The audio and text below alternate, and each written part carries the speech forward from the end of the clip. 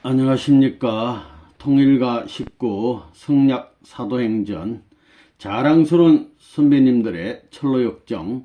오늘은 김희옥 순회사님에 대해서 알아보겠습니다. 김희옥 순회사님, 파고다 장충단에 하늘 심정을 심고, 이런 제목인데요. 1919년 10월 서울에서 출생하셨습니다. 1956년 1월 통일교회에 입교하시고 파고다 공원 장충단 공원에서 노방전도를 열심히 하시고 전국 순회사로서 전국을 순회하시면서 많은 말씀 전해주시고 72년 4월 7일 54세 일기로 성화하셨습니다. 귀한 우리의 선배님 되겠습니다. 오늘도 사진 몇 카트 보도록 하겠습니다. 이분이 김희옥 순회사님 되겠습니다. 모습이 되겠습니다. 조금 흑백으로 나와서 보기 그렇습니다만은 아주 잘생긴 아주 멋진 모습 되겠습니다.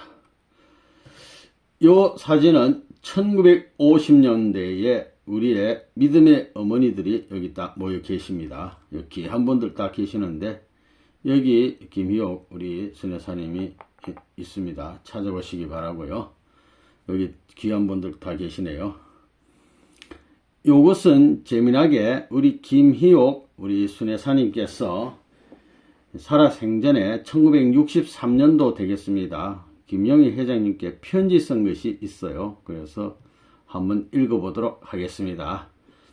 오랫동안, 옛날 글씨라서 궁금하여 오던 차, 권 아무개 시에 답을 받아보니 반가운 마음 그만 길 없었으나 한면 김 선생님 소식을 들으니 그 얼마나 수고스러운 괴로움을 겪으셨습니까? 너무 수고하시어 무리나 아니셨는지요? 먼 곳에서 듣고 어제도 그저께도 성지철야에 김 선생님을 위하여 기도드렸습니다. 이상헌 선생님과 사모님 또 가네 집안에 무고하시며 식구님들도 안녕하신지요? 김 선생님 지금 치료가 얼마 되시어 회복되시었는지 궁금합니다. 그러니까 김 회장님 어디 몸이 안 좋으신가 봅니다. 이 선생님께도 이상헌 선생님께도 따로 서신을 못 드리나 안부하여 주십시오. 정성을 다하시어 치료를 하실 것을 믿습니다. 여기도 목사님 모시고 부강사님과 별거 없이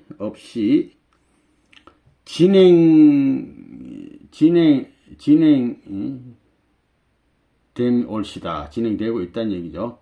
그 병환 시초가 강원도에서부터 시작되시지 않았는가 싶습니다.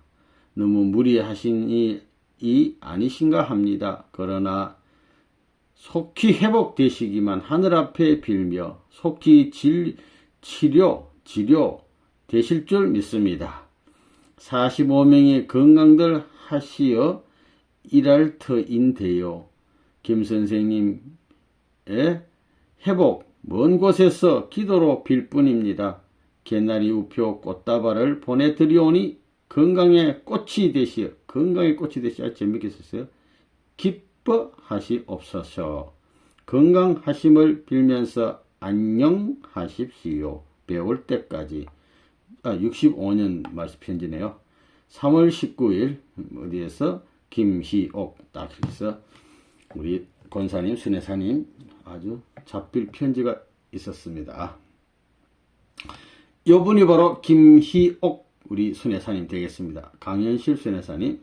이분은 잘나도 내 형상 못나도 내 형상에 유명하신 우리 정석은 우리 할머님 되겠습니다. 파고다 공원 탁골공원에서 비가 오나 눈이 오나 13개월 동안 말씀을 전했던 귀한 우리 순회사님 되겠습니다. 여기 있잖아요. 타랑 이 분이 되겠습니다. 예. 귀한 말씀 네 분이서 사총사가 되어서 열심히 활동했죠. 여기 이제 칠판 걸어놓고 여기 탑골인데 탑골 파고다 공원 아닌데 사람들이 이렇게 많이 모였어요. 구름대 같이 모였는데 59년 7월 10일 탑골 공원에서 여기에 원리 강의를 하시고 네 분이서 이 많은 분들을 정말 감동을 시키는 그런 장면 되겠습니다. 아주 귀한 우리 순회사님. 그럼 신앙수기 읽어보도록 하겠습니다. 파고다 장충단에 하늘 심정을 심고 김희옥 우리 순회사님. 나의 신앙 배경. 나는 1919년 음력 10월 1일 서울에서 태어났다. 이렇게 됐습니다. 그래서 앞부분 조금 이제 요약을 해보면 12세에 처음 교회와 인연을 맺은 후에 늘 교회에 가고 싶은 생각을 해 오시다가 결혼 후 열심히 신앙생활을 해 왔습니다. 그런데 남편이 4대 독자라서 이 제사를 지내야 돼. 제사 지내기 위해서 교회를 나가지 못하게 반대를 좀 했습니다. 그렇지만은 6자녀를 잘 키우면서 나름 열심히 교회를 섬기며 신앙생활을 했습니다. 이 세상, 그런데 신앙생활 하면 할수록 이 세상을 누가 만들었으며 한국 사람은 당시 일제에 우리가 억압을 당하는 그런 시대이기 때문에 한국 사람은 왜 억눌림을 받아야 하는가 등 이런 의문을 갖고 풀기 위해서 교회 문을 두드렸지만 목사한테 장로한테 물어봐도 지들끼리 다투고 분열하고 싸우고 답을 못 줘요. 그런 회의를 느끼면서 교회에서는 답을 못 주니까 막연하지만 성경에 예수님이 구름 타고 오신다고 했으니까 달밤에 밖에 나가서 주님 언제 오십니까? 언제 오시렵니까? 오늘은 구름조차 없으니 오늘은 안 오시는가 봐 하며 하늘을 쳐다봤고 또 구름이 떠 있는 날은 저 구름 타고 오실까 하고 막연하나마 학수고대 일편단심 주님 오기만을 기다리며 18년 동안 철저히 신앙생활을 하면서 당시 나가던 이 감리교에 나가셨는데 부인 회장을 하며 신앙을 열심히 했어요. 그러면서 신앙의 근본 문제를 해결이 안 되니까 목사는 물어도 답변 못해. 그러니까 삼각산에 이제는 결심을 하고 올라가요. 하나님을 만나면 산에서 내려오고 못 만나면 나 거기서 죽는다 말이야. 죽어 버리겠다는 각오로 입산했다고 그랬어요.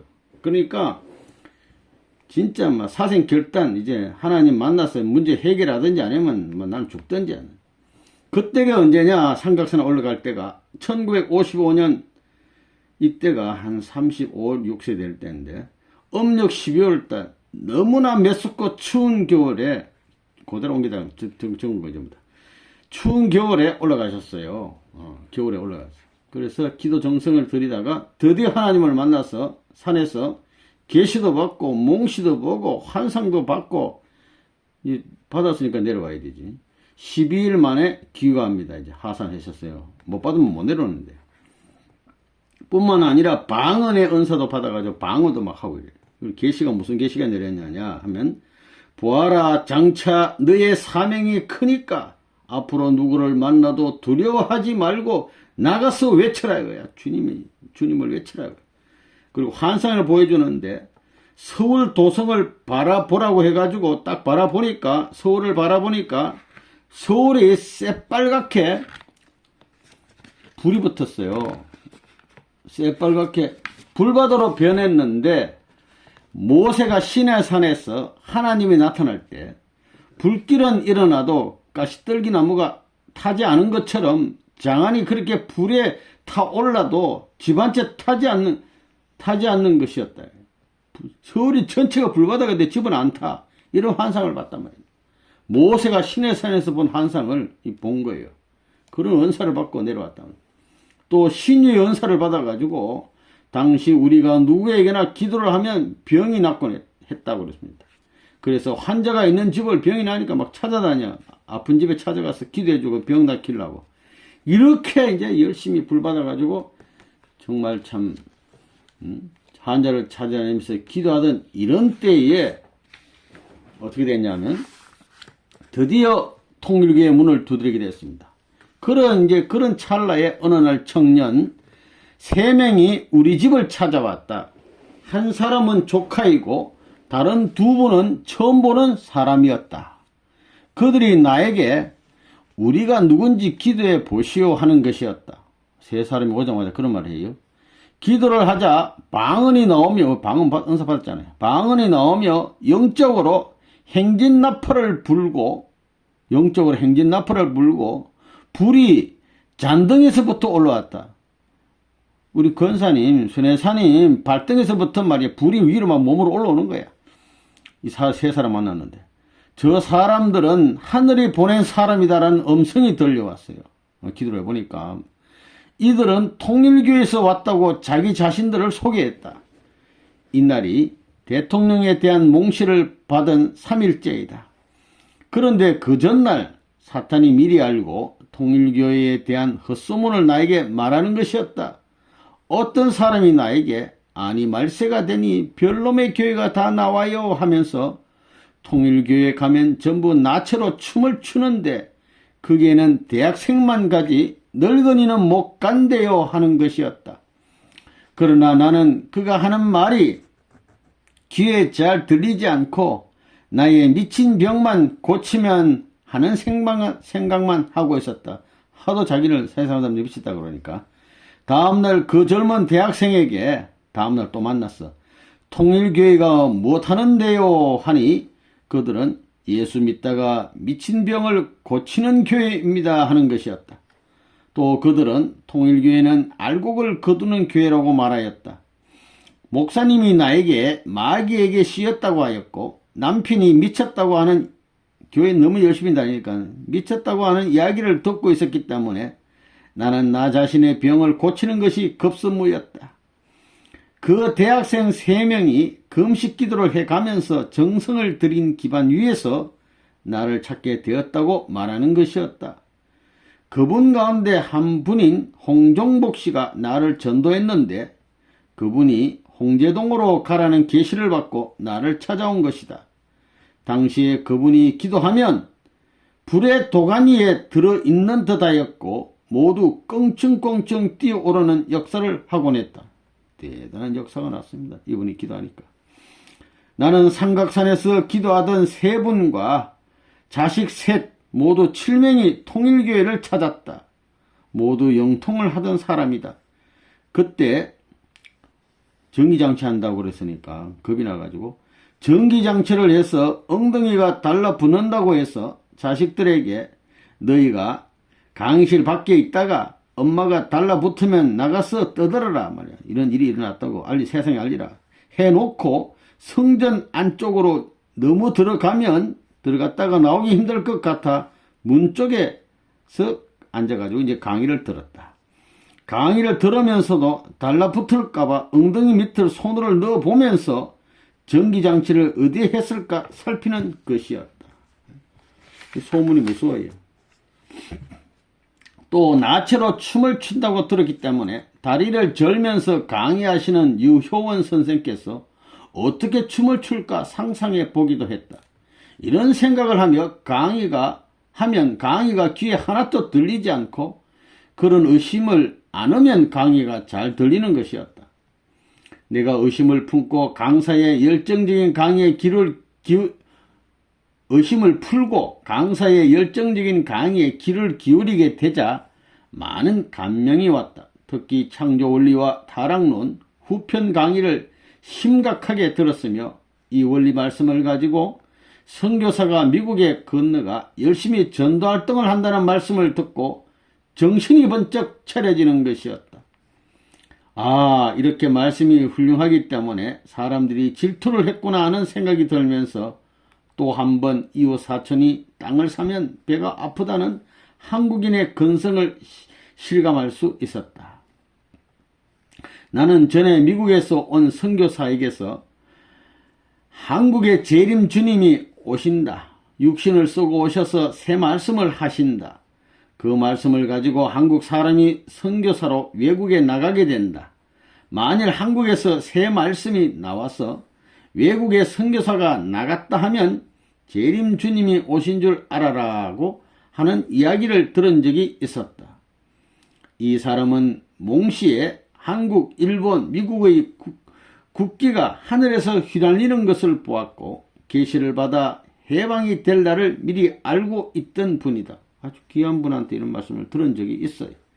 나는 본격적으로 강의를 들을 결심을 하게 되자 다니던 그 교회 목사님 부부가 아침에 우리 집을 방문하여 어디에 다니느냐고 따져 묻는 것이었다.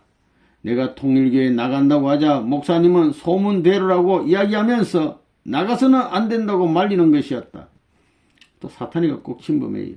목사님과 쫓고 쫓기는 그러므로 다름질 치다가 결국 어느 집에 가서 예배를 보고 같이 신방을 하게 되었다.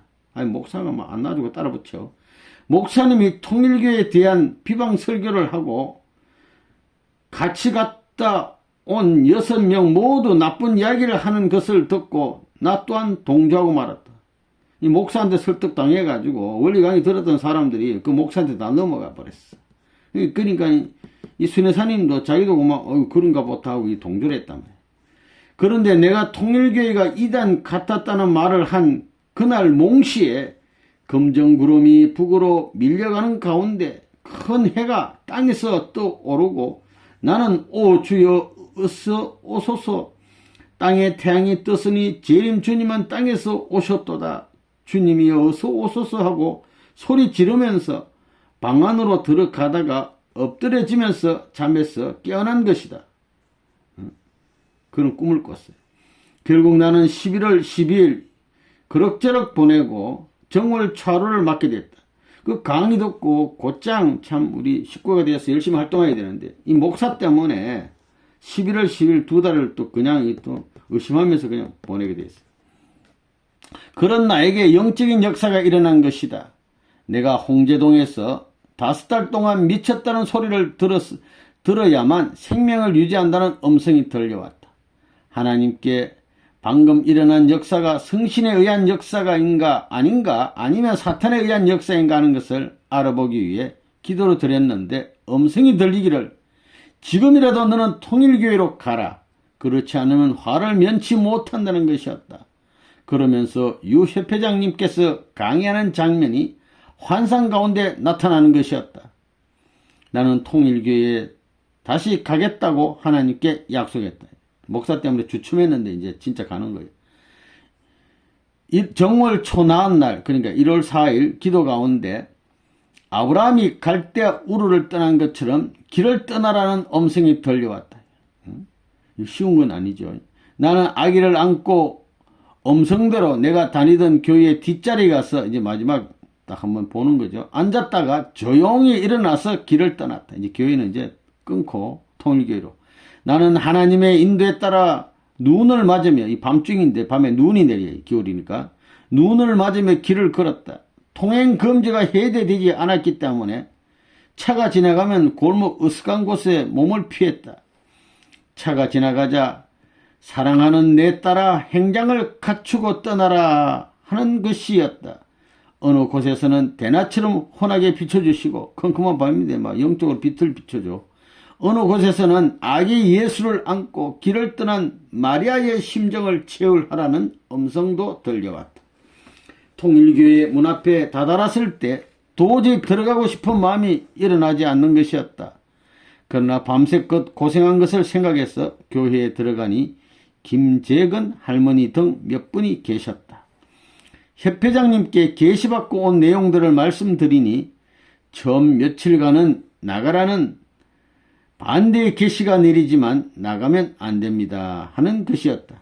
사탄이 그것을 알았던지 그런 계시는 내리지 않고 섭섭하고 서러운 심정을 갖게 하는 시험을 내리는 것이었다. 6째 날은 교회에 나가지 않고 쉬겠다는 마음이 들었는데 인욱이가 그거는 아드님이 되는 것 같아요. 엄마 교회에 안 나가면 큰 시험이 든대 하나님이 그렇게 알려주래 하는 것이었다. 엄마가 교회 안 나가려니까 하나님이 그 아들을 통해서 이는 참 계시를 막 줘요. 이렇게 내가 자의로 간 것이 아니라 하나님께서 나를 통일교회로 몰아넣은 것이다. 이날 인육을 데리고 예배를 보러 교회에 갔는데 인욱은 다음과 같은 환상을 보았다. 구름 가운데 태양이 떠오르고 다시 선생님 얼굴이 해가 되어 말씀하시는데 머리 위에는 하얀 비둘기 3마리가 날고 통일교회의 식구들은 천군 천사가 호위하며 손에는 마이크를 하나씩 가지고 있었다. 또 하늘에서 하얀 구름이 내려오는데 그 구름이 나중에 무궁화 꽃이 되고 그 무궁화 꽃이 내려오는데 그것이 다시 하얀 옷을 입은 통일교인으로 보이는 것이었다. 구름이 내려오더니 꽃이 되더니 사람이 돼요. 구름이 사람이야. 그 통일교인들 가운데 흰 십자가가 꽂혀 있고 백십자가. 선생님이 그 십자가를 짊어지고 웃으시더라는 것이다. 그러면서 대굴문이 열리더니 여기가 천국이다 하는 것이었다. 수많은 사람이 몰려오는데 강 속장과 나만 수희가 문을 지키고 있었지만 껑충 뛰어넘어 들어가더라는 것이다. 천국 문이 열렸는데 앞에서 지키니까 사람들 못 들어가는데 강 속장하고 우리 김희옥 권사님만 쑥 들어가더라 이 말입니다. 이 강 속장이라는 분은 강경렬 속장님을 말하는 겁니다.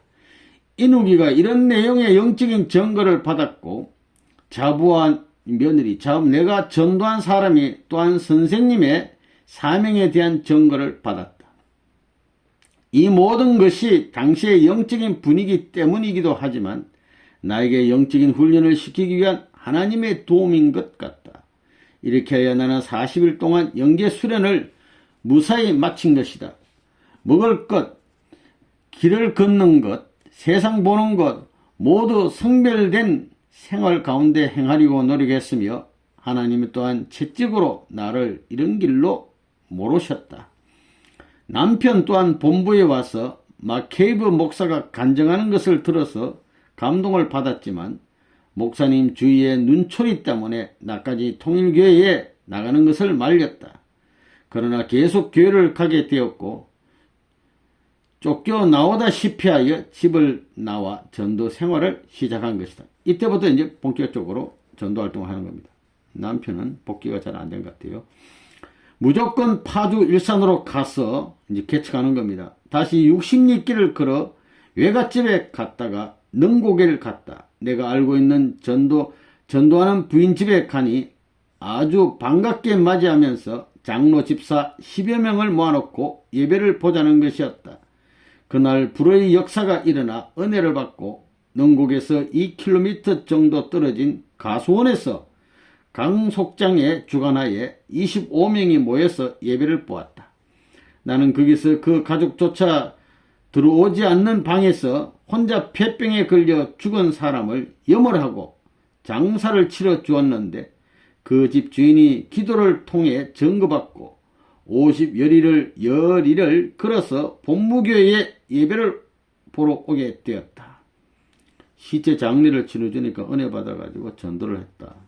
이 사람을 중심 삼고 천막을 치고 원당에서 예배를 보기 시작했다.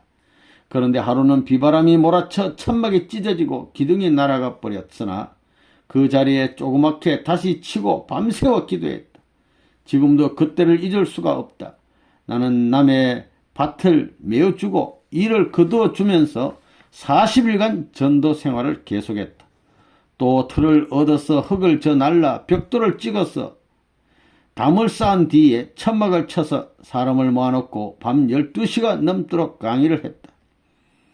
좀 상태는 좀 안 좋아도 강의는 열심히 12시간 넘도록 했어요.